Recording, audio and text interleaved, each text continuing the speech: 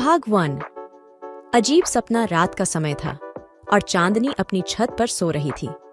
जैसे ही उसकी आंखें बंद हुईं, वह एक अजीब सपने में चली गई।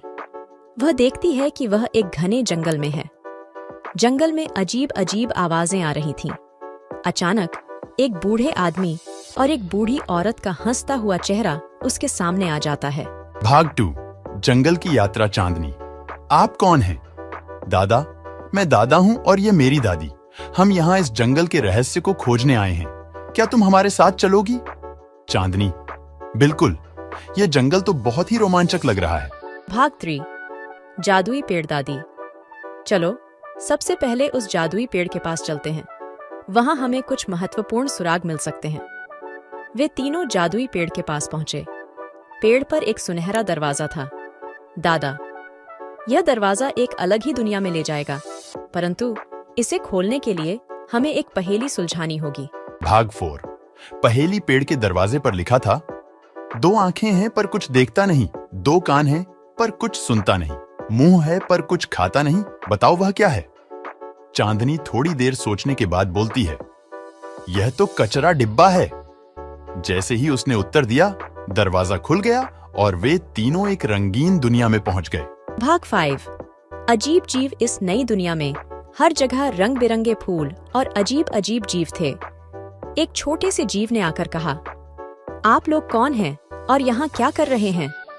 दादी, हम बस इस दुनिया का रहस्य जानने आए हैं। जीव, तो आपको पहले हमारे राजा से मिलना होगा। भाग 6। राजा का दरबार। वे सभी जीव के साथ राजा के दरबार पहुंचे। राजा एक बड़े सोने के सिंहासन पर बैठा था। राजा, कौन हो तुम लोग और क्यों आए हो? दादा, हम इस दुनिया के बारे में जानने आए हैं। राजा, अगर तुम मेरे 3 सवालों का सही उत्तर दोगे तो मैं तुम्हें इस दुनिया का सबसे बड़ा रहस्य बताऊंगा। भाग 7। राजा के सवाल। राजा का पहला सवाल, ऐसा क्या है जो दिन में तो दिखता है लेकिन रात में गायब हो जाता है? चांदनी, सूर्य। राजा का दूसरा सवाल, ऐसा क्या है जो बिना बोलता है फिर भी हमें बहुत कुछ सिखाता है? दादी, किताब। राजा का तीसरा सवाल, ऐसा क्या है जो जितना बढ़ता है उतना ही छोटा होता जाता है? दादा, उम्र। राजा, तुमने सभी सवालों का सही उत्तर दिया है। अब मैं तुम्हें हमारे संसार का सबसे बड़ा रहस्य बताऊंगा। भाग 8। रहस्य का खुलासा। राजा, हमारी दुनिया की शक्ति इस जादुई फूल में है।